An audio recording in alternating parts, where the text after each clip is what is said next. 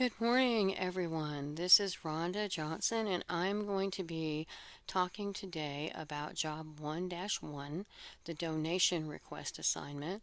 I don't have time to make videos for every assignment, but this is the beginning of the course, and I think it might be helpful for a few of you.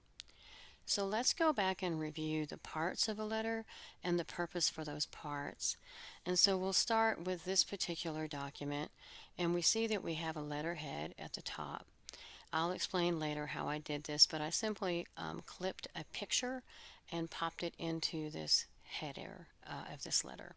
So I'm going to clip out of that, but you can see that it includes the logo of the company and the address of the company.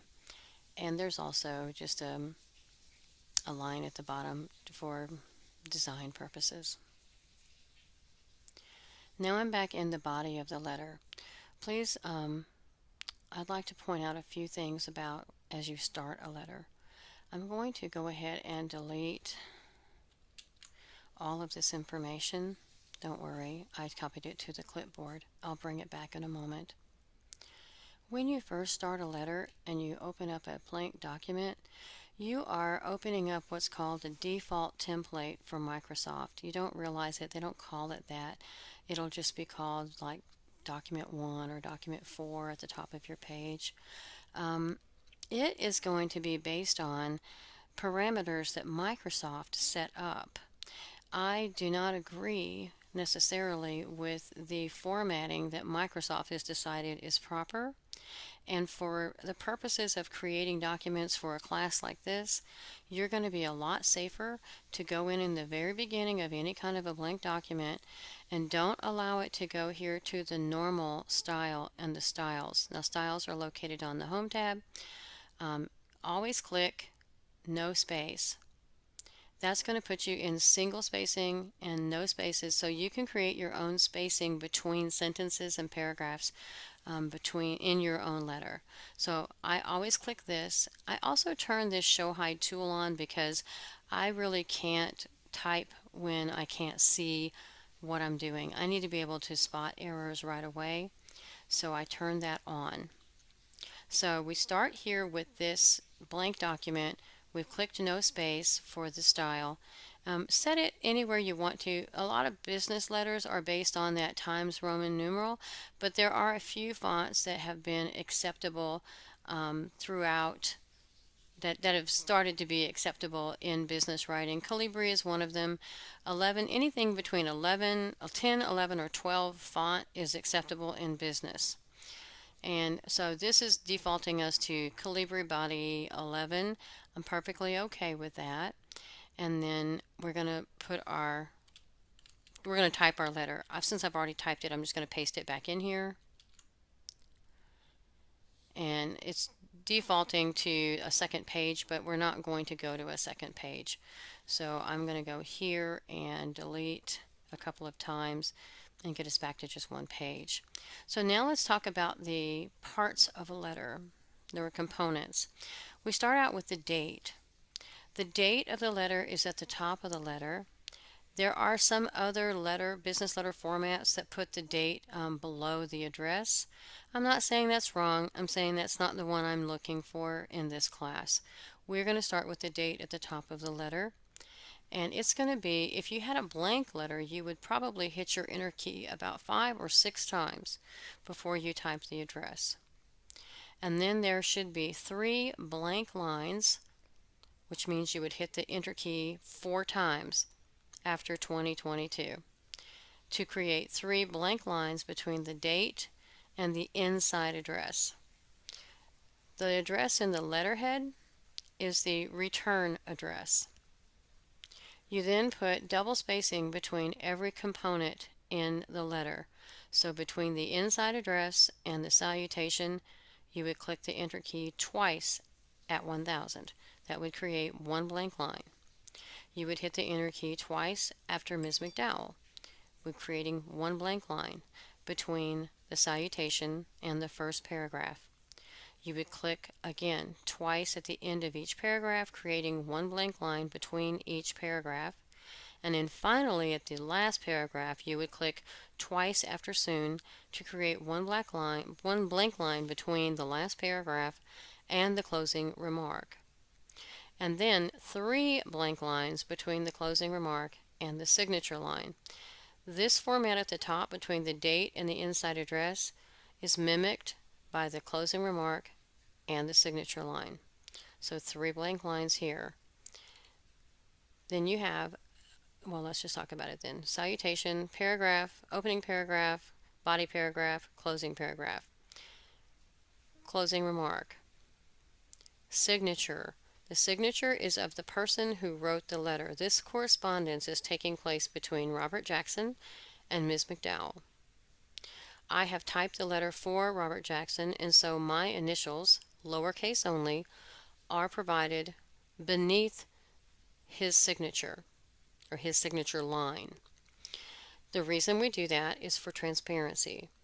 All parties in a letter, in any correspondence, have a right to know who all has had eyes on the same correspondence. Sometimes correspondence is confidential, sometimes not. In either case, the rule is that we provide access to everybody to know who all has had any type of interaction with this document. Since I typed it, my initials are here. That way Miss McDowell knows that Robert Jackson is the author, but that his secretary or administrative assistant typed it for him, and their initials are RJ. In this letter, not all letters, in this letter we have 2 additional notations. One is for enclosure. We provide an enclosure notation to let the person who opens this envelope know that there's something else in the envelope besides the letter. Sometimes people are quick to open envelopes, take the letter out, and quickly discard the envelope. And sometimes there could be something in that envelope that gets thrown away inadvertently. So we provide an enclosure notation to let the person know, oh, check the envelope. There's going to be 2 gift certificates there. How do we know there's 2 gift certificates in this particular letter? Well, we wrote it. We said we're enclosing 2 gift certificates right here in this paragraph. Some of you read this letter and understood that the lovely portfolio and the brochures might also be included, but they are not part of this particular letter. They clearly are a separate function in case Miss McDowell calls Joe Coward and asks for more certificates. Then he would provide her with this lovely portfolio, brochures, and the gift certificates. That would be a separate mailing. So enclosure, 2 gift certificates. If you did not include the words 2 gift certificates, it would still be a proper business letter if you simply wrote enclosure. That would leave the person who received the letter sort of hunting for what you might be talking about, which is fine. It's not improper, but it's nicer if you go ahead and tell them what they're looking for. And then finally, a carbon copy. So we put C here, and some letters put CC. And it's because this term carbon copy was created a long time ago when there was no copy machines and no way to make a copy other than a manual copy of what you were typing. And that was done by slipping in this little piece of black carbon paper between 2 white pieces of paper before they're inserted into the typewriter. I am wow, should I be proud to say that I actually learned to do that when I was in high school? Because again, we didn't have copy machines. We didn't have anything that would do what would make a copy of a letter like that. So anyway, carbon copy indicates that someone else in the letter needs to receive a copy of this letter. That person is Joe Coward. He's been mentioned in the letter, and he'll be contacted possibly by Miss McDowell if she decides to buy gift certificates. So, and rather than blindside him, we go ahead and include him with a copy of the letter so that he understands he may get a call from Miss McDowell. So it is a courtesy to provide him with this. It also lets everybody else in the letter know. Miss McDowell and Robert Jackson know that Joe Coward has received a copy of this letter. So that is an explanation of the formatting and the reason for all of the pieces of the letter. I hope it's been helpful for you. I have one last thing I'd like to talk about before we close out, and that is the spacing between sentences in a paragraph. The spacing between the sentences can be spaced with one space or two.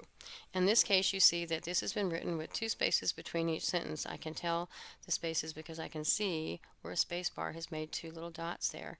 These are called non-printing characters, by the way. These paragraph marks and these little dots between showing where the space bar hit, and it would also be a tab key. If you had a tab, you would see little arrows. I want you to understand that they are called non-printing characters. Those non-printing characters, you can see them when you have this tool turned on, and they go away when you have it turned off. Whether you have this tool turned on or off, if you were to print this document, none of the non-printing characters would be visible. So that is not something you ever need to worry about when you're using the tool. It's not ever going to print those and distract from your letter. But my point about the one or two spaces between the sentences, either one is correct. However, consistency is important. If you decide to use two between each sentence, then use two for every sentence in the letter. Or one, use the same, one for every sentence in the letter. That concludes my information that I'm providing you for this document today. If you turn your document in, it should look like this. This is the format, and this is how it should look when you turn it in, and that would provide you with a flawless document, which you would then get a 100. All right? Have a wonderful day. Thank you.